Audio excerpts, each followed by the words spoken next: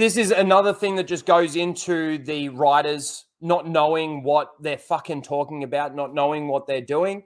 So we're going to have a quick read through this one, and let's see what they have to say about fucking everything. Obi-Wan Kenobi Writer speaks out on breaking Star Wars continuity for Disney Plus series.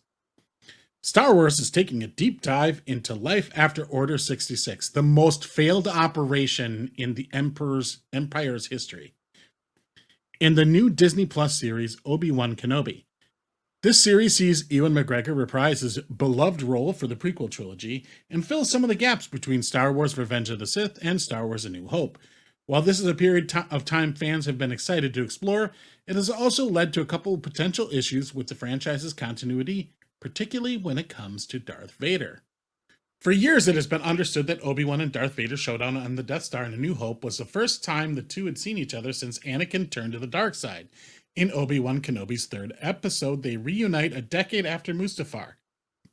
Series writer Joby Harold was recently asked by The Hollywood Reporter if there is a line in A New Hope that opened up the possibility for this new encounter. Quote, "It was much the opposite. There was no line in A New Hope that said we couldn't." No line. Yes, there also wasn't a line in A New Hope that said that Darth Vader's fursuit was in fact made out of spaghetti. So I guess they could have done that too.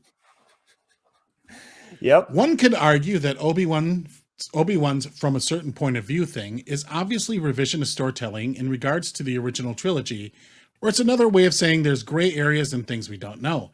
There's nothing wrong with uncovering the past and its truths in storytelling, so it never felt wrong to me. This is where they start going like, they didn't explicitly show us. They didn't explicitly say. There's no. Oh yeah, we've been hearing that garbage line for months already. And didn't explicitly say it.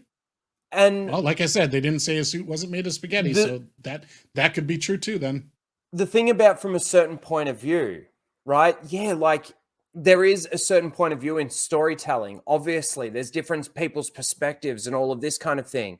But we're the audience. And again, it just mentioned at the beginning of the article that it was assumed that the fight on the Death Star was the one and only fight that they had after Mustafar. There was nothing in between.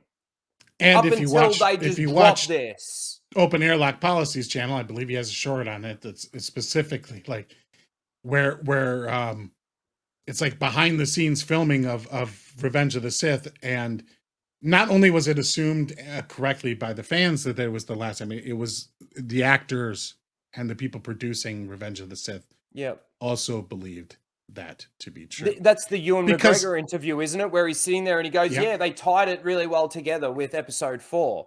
Like, yes. this. And here's the telltale giveaway. I've mentioned it before. And I know not everybody's into the EU. You don't have to be, but hear me out. The EU is an extensive, humongous library of things in the Star Wars universe. And of all those things that exist in the EU, what doesn't? A rematch between Obi-Wan Kenobi and Darth Vader. Yep. Now, do you think that would have sold some comics or some novels if they did that? It probably would have. There's a reason they didn't. Because it was never intended to be that way. Yeah. Like, this is the thing that I think about with Obi-Wan's isolation, right? And his training. You think about, he hasn't been training for 10 years? He hasn't been doing anything for 10 years? 10 years, man! 10 years! 10 years! 10 years! 10 years! With 10 years he's just been crying after, into his little cube meat. Cutting up cube meat and giving it to his Eopie every day and then riding back home or not even home. He's not even in his cave yet. Again, this is all stuff that was set up really well in the expanded universe with Obi-Wan and Owen having this conversation where Obi-Wan kept creeping up on the hill like they show in this and watching over Luke every fucking day, going back and every day, right? And Owen said, you can't be doing this. Like, I can see what happens when he gets older and sees like that was the sort of conversation that happened. And Obi-Wan's like, oh, he's kind of right. So he ends up moving that far away that he can't even travel to the Lars Homestead in a day. Right? That's how far away he is. And he has already found his you're getting into the weeds on the novel. Yeah, and anyway. Like all I'm saying is, like, you don't have to accept anything in the EU, but understand that that's something that they didn't do in the EU, and they didn't do it for a reason. And that's because the intention all along was that Kenobi and Vader fought on Mustafar and then on the Death Star. Correct. And no place else. Yeah. That was the intent of the original creator. That was the canon. Think about the lines that have think about the lines from the OT that have now been destroyed. A presence I've not felt since. That one's fucked. You've got but he didn't specifically say since when, so you could just since last week. Okay. He could have meant. Yeah, he that's right. Last week, not explicitly said. And then you've got the circle is now complete. When I left you, I was but the learner. Now I am the master. And there's more context to that. The conversation, but nobody's even talked about this yet. The conversation between Vader and Tarkin about Obi-Wan being on the Death Star is now actually fucked, because Tarkin goes, "He's dead. Surely he's dead by now." And Vader doesn't go, "Dude, I fought him 9 years ago. He's not dead." Yeah, he wasn't like on death's door 9 years ago. What he says is, "Don't underestimate the Force." Yeah. Like, there's so many lines now that are so destroyed because of what they've done. And it's not even explicitly down to Obi-Wan knowing that Anakin is Vader or anything like that. There are those elements that they've completely fucked up. But there is so much about this. The recording from Leia to Obi-Wan in A New Hope is now completely fucked. Completely fucked. The writers have no clue. And apparently they went to Pablo Hidalgo, the law master, the law keeper that they've got. You fucking Pablo serious? is a yes man little bitch. His job is to give excuses to the people producing the film. Because in the ranking of things, realistically, in a studio, you bring in writers, you bring in directors and showrunners. Do you think somebody like Pablo is in a position to like veto a production? Yeah, no, he's not.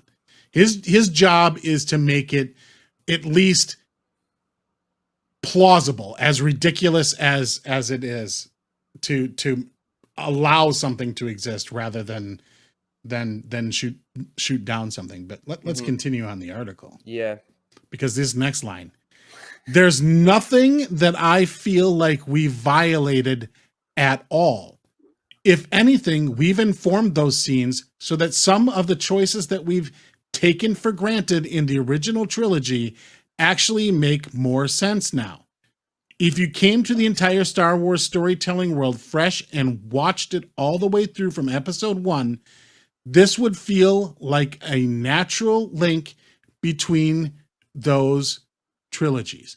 Well, right off the top of my head, Leia in A New Hope doesn't seem to be too distraught about Obi-Wan Kenobi dying. And Obi-Wan Kenobi and Leia have spent more time together because of this show than Obi-Wan ever spent with Luke. With Luke, yeah. Wow. Leia comforts Luke because Luke is distraught about losing Ben. She never even was like, yeah, I know he was like a father to me when, like the context of all that is all broken. She even says, "I wish you were my father," or "Are you my father?" Like she wants him to be her father. Well, and then he says, "I wish I was." Yeah. Well, like, oh god. But this idea.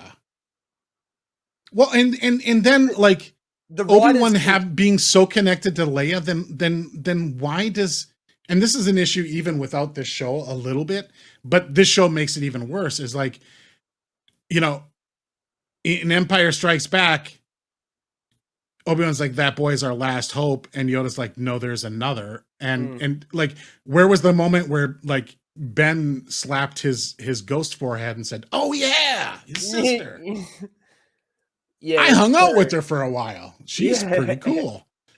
Like, Yeah. there was never that moment. So, like, There's in so my much headcanon, about it I that always they've done. like wrote it off that Obi-Wan just had no idea whatever became of Luke's twin sister and wasn't concerned about it. But this is the thing, the writers actually truly believe that they've actually expanded on Star Wars. They've made it better. They actually believe that is such a stunning choice because there's just so many things that they have clearly broken.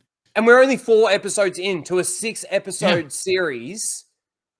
I'm mind blown at how these writers actually even got the job. Oh, it's Kathleen Kennedy's faction. That's how she got the job. How he got the job. How has Leia ever become a senator if she's a known, quote, Jedi sympathizer? Oh, I don't want to get into the Jedi sympathizing thing right now because I've got a lot to say about but that. like, I mean, that's just another example of Yeah. like you don't feel you violated anything at all. Yeah. Like you might not be undoing things specifically stated, but you're wrecking the entire context of certain events that take place. It is implausible now that Leia could ever become a senator and that Bail wouldn't get arrested. Yeah, they know that, like, Vader and knows. assassinated.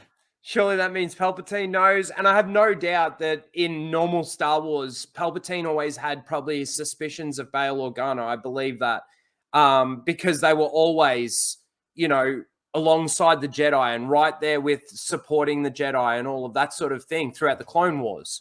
So.